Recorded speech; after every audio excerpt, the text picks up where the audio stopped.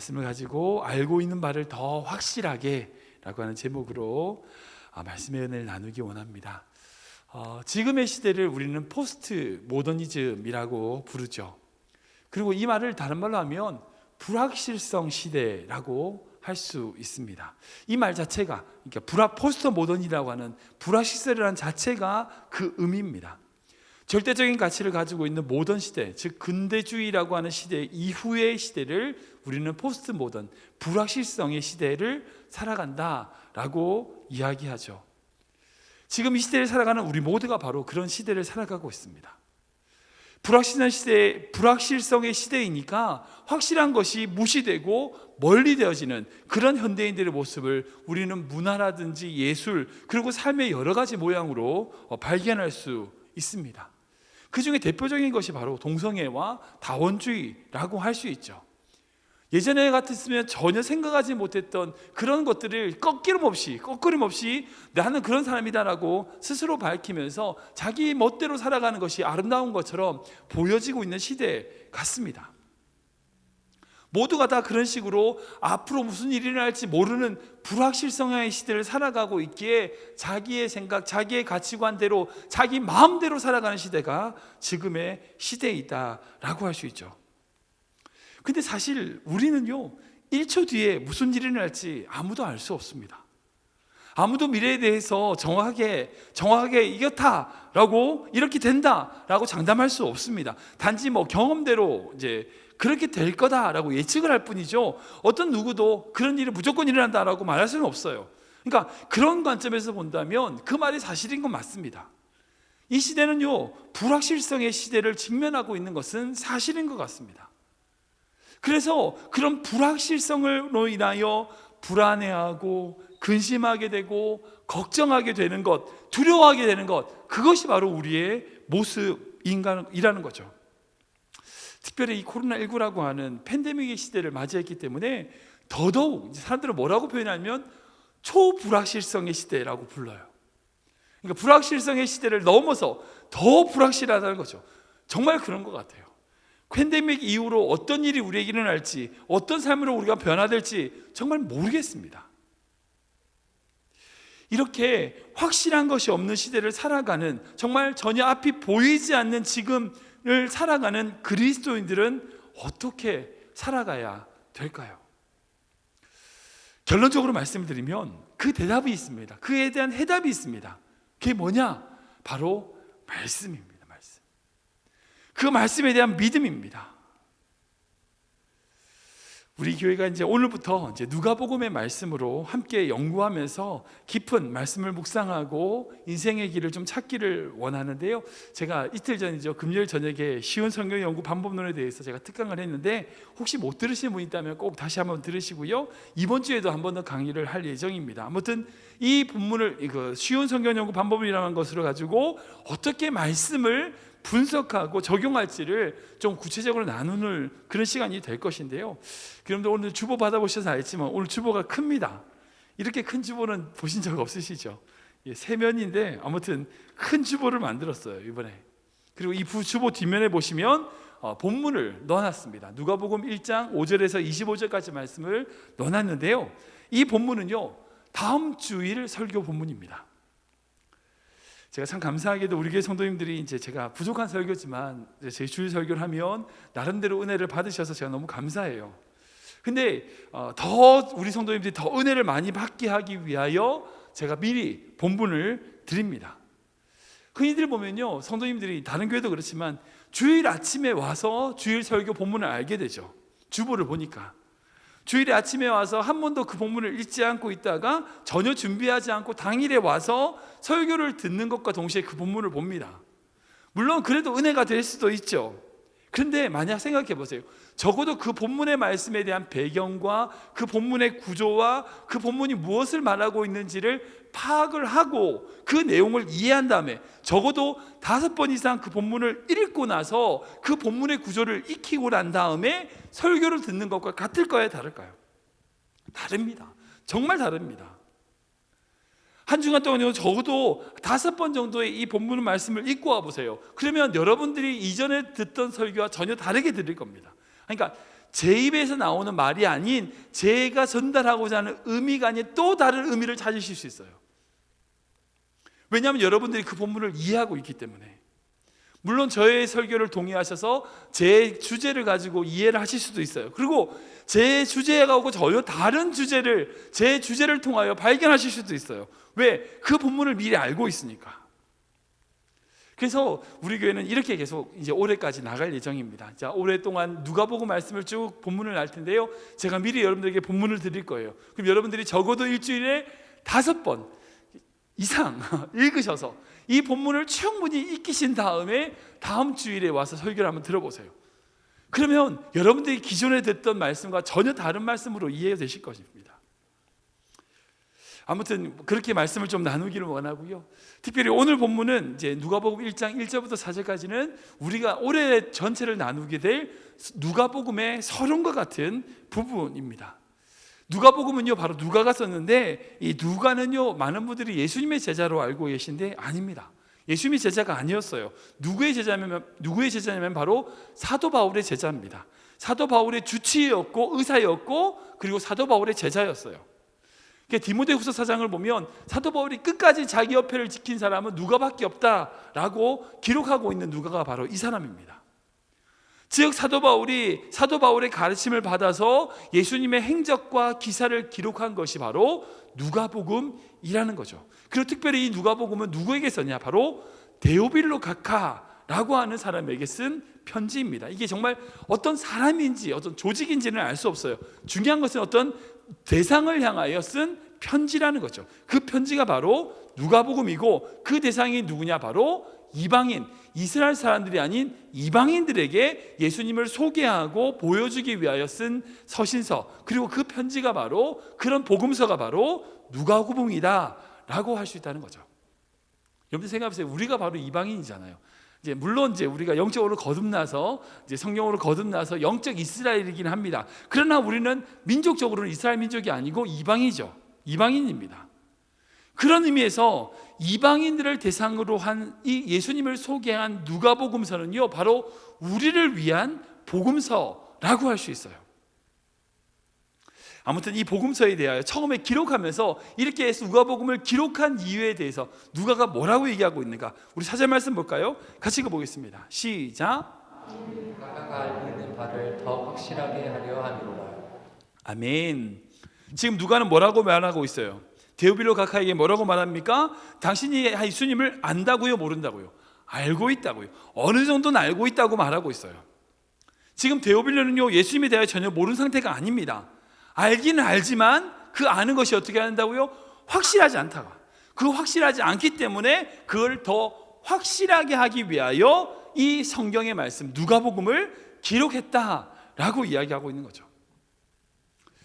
여러분들 좀 어떠십니까? 여러분들은 확실히 다 예수님을 아십니까? 믿음 안에서 이 불확실성의 시대를 살아가는 우리인데 이런 불확실성의 시대에도 끄떡없이 정말 흔들림 없는 신앙생활 하고 계십니까? 만약 그렇지 않다면 예수님이 어떤 분인지는 알고 있어요. 알아요. 근데 문제나 어려움이나 지금처럼 코로나19라고 하는 엄청난 상황이 닥치면 긴가민가 해서 그런 상태입니까? 그렇다면 만약에 우리가 그렇게 확실하지 않다면 이제 누가복음의 말씀을 통하여 우리가 가진 믿음을 더 확실하게 하는 그런 은혜가 있기를 주님의 이름으로 축원합니다. 정말 그리스도인으로서 그렇게 믿음 안에서 확실하게 서 나가는 우리 귀한 성도들 되시길 기도하겠습니다.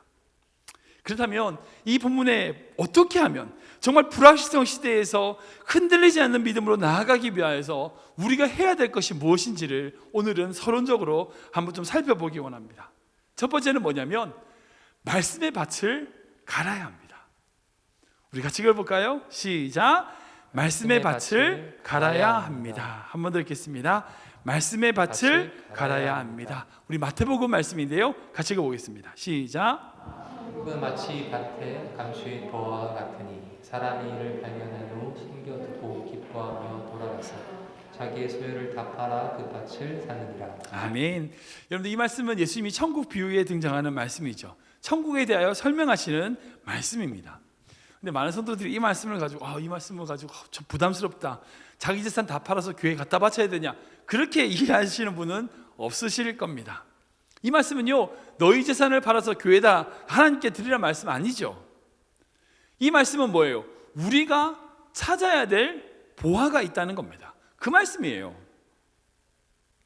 어떤 사람이 밭을 갈다가 보화를 발견했어요. 자기 밭이 아니에요. 남의 밭을 가는 경작하는 사람인데 남의 밭을 갈고 있는데 그 안에서 보화를 발견했어요. 그랬더니 어떻게 한다고요? 4절 말씀 보시면 기뻐하며 돌아가서 자기의 모든 소유를 다 팔아서 그 밭을 샀다고 얘기하고 있어요. 억지로 한 게 아닙니다. 기뻐하며 그 밭을 샀다고요. 왜?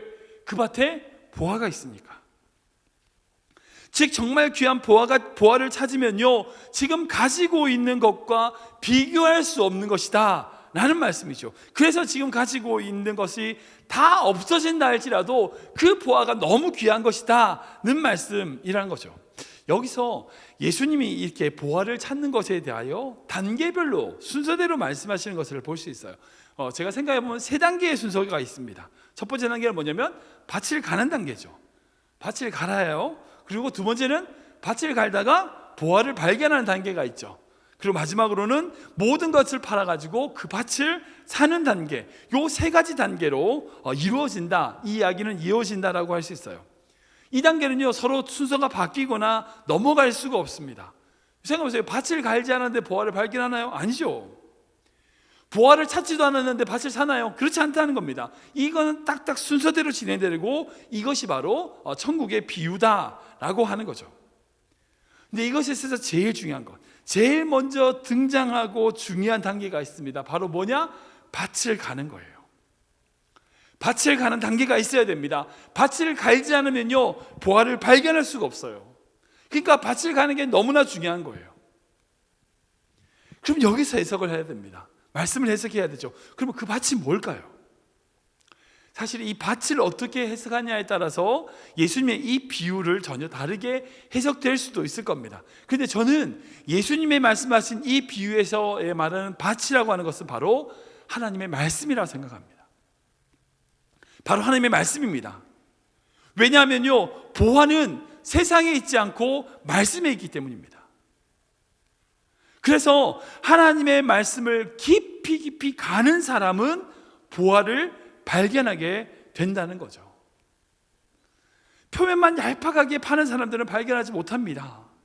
밭을 쟁기를 가지고 깊이 갈 때에 그때 숨겨진 보화를 발견하게 된다는 거예요. 보화가 감춰졌다는 게 무슨 말이에요? 땅 깊이 들어가 있다는 거죠.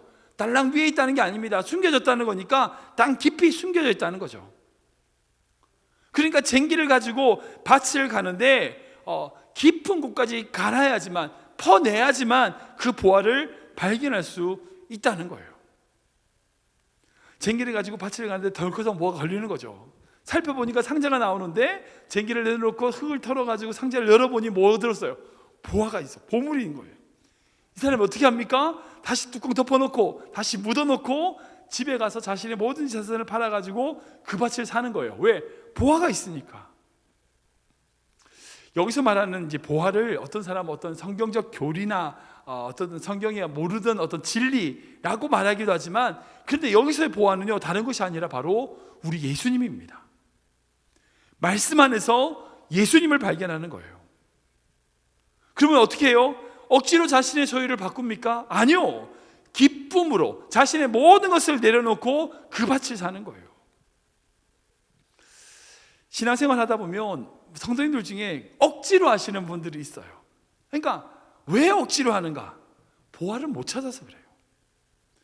그러니까 억지로라도 밭을 사는 사람들이 있죠. 물론 나중에라도 그 밭을 사놓고 거기서 보화를 발견하시는 분들을, 그리고 기뻐하시는 분들을 보기도 하지만, 억지로 하시는 분들을 만날 때가 있어요.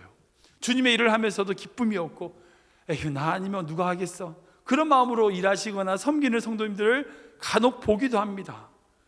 왜 그런지 아세요? 보화를 찾지 못해서 그렇습니다. 보화를 못 찾아서 그래요.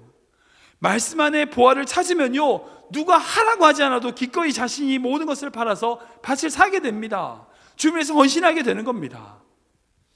자신의 소유를 팔아서 보화를 사는 것이 문제예요? 그 밭을 사는 것이 문제예요? 아니요, 보화를 찾는 것이 문제예요. 보화를 찾는 것이 문제입니까? 아니요, 보화를 찾으려면요, 밭을 가는 것이 먼저입니다.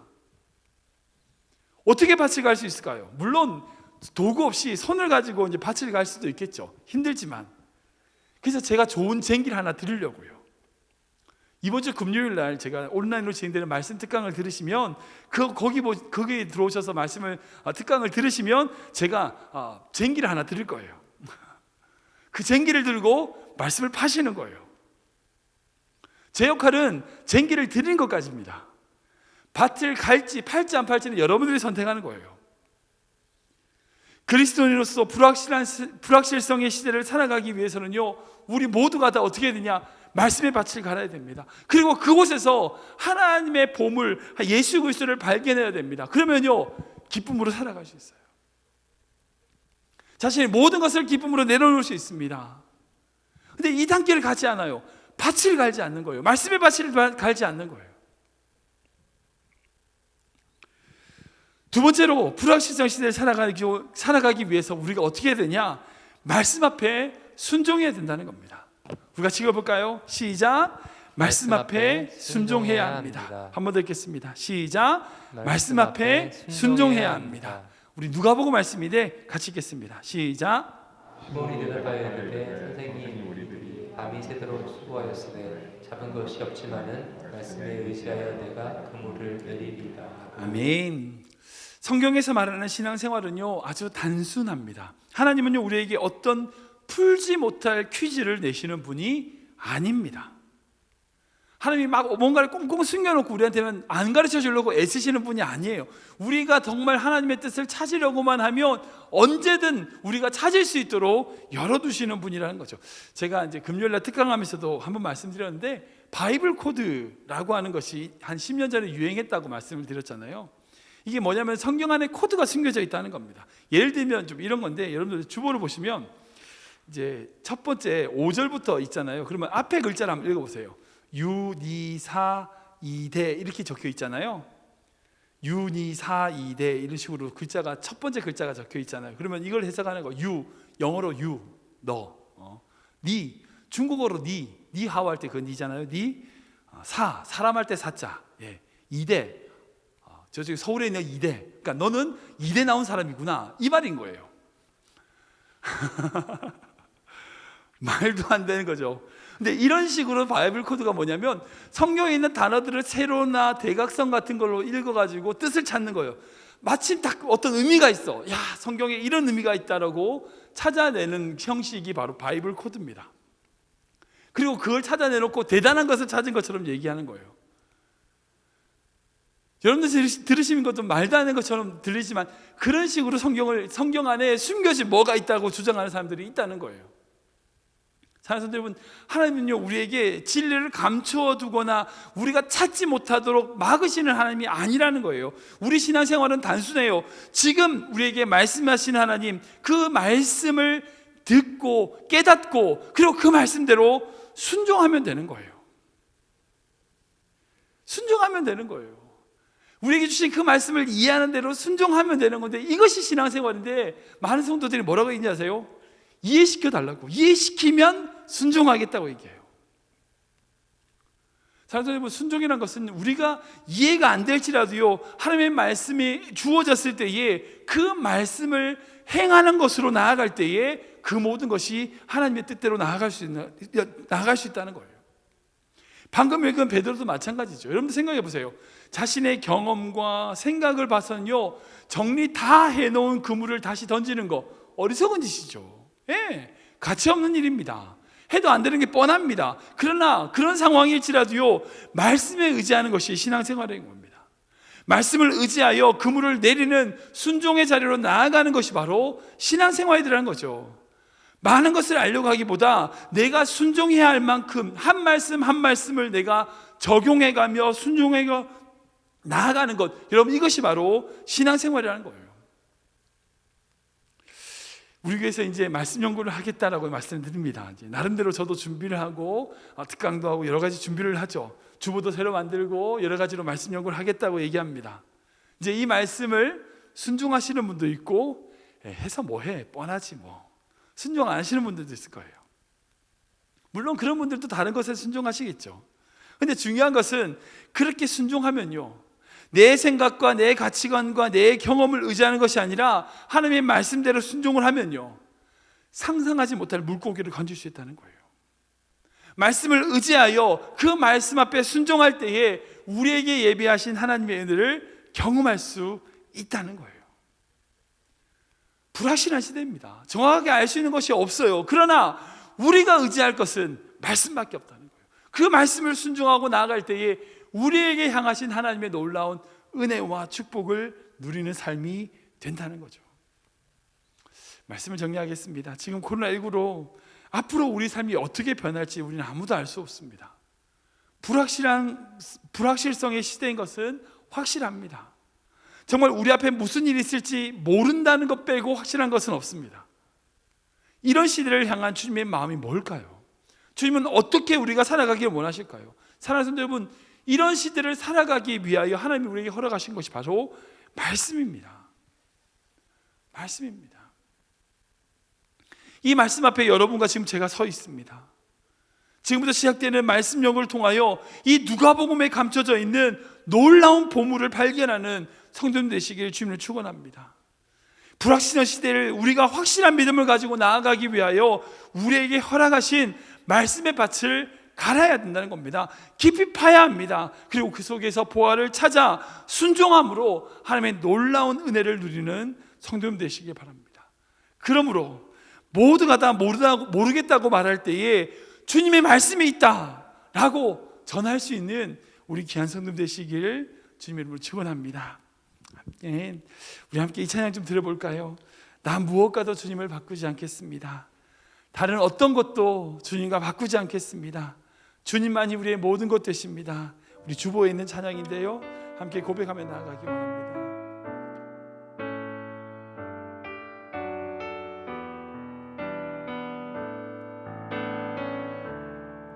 나 무엇과도 주님을 바꾸지 않으리. 다른 어떤 은혜 구하지 않으리. 오직 주님만이 내 삶의 도움이시니 주의 얼굴 보기 원합니다. 나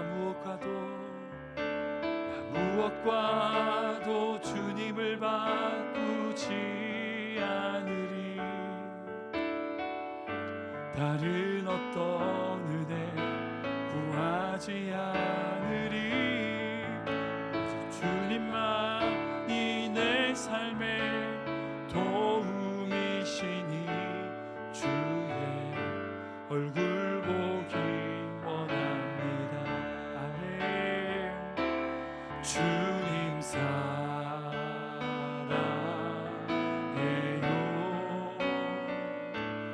온 맘과 정성 다해 하나님의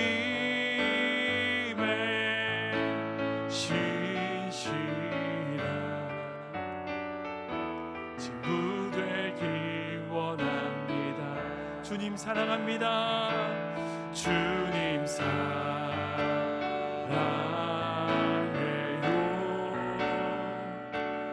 온 맘과 정성 다해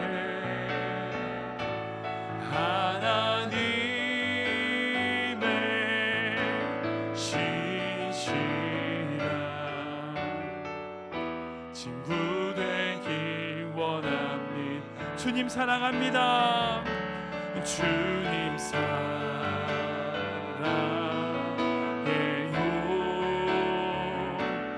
온 맘과 정성 다해 하나님의 신실한 친구 되기 원합니다.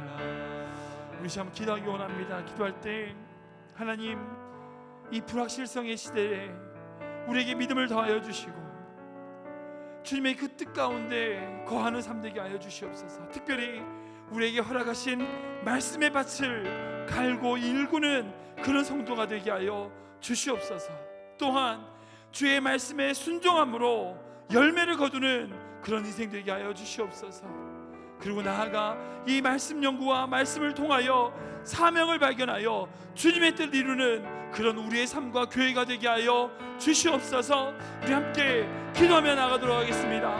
오 하나님 감사합니다. 주의 은혜와 사랑을 찬양합니다. 주님만을 바라보고 주님만을 기뻐하며 주님만을 찬양하는 교회 선도 주옵소서. 사랑의 주님, 어떤 것과 주님을 바꾸지 않겠습니다. 다른 어떤 것도 주님의 은혜를 대신을 구하지 않겠습니다. 영원하지 않는 것을 영원한 것과 바꾸는 어리석은 자가 되지 않겠습니다. 우리에게 그런 힘과 그런 믿음을 주시옵소서. 정말 주님이 우리에게 허락하신 이 말씀 속에서 놀라운 보화를 발견하고 그것을 누리는 그런 인생 되게 하여 주시옵소서.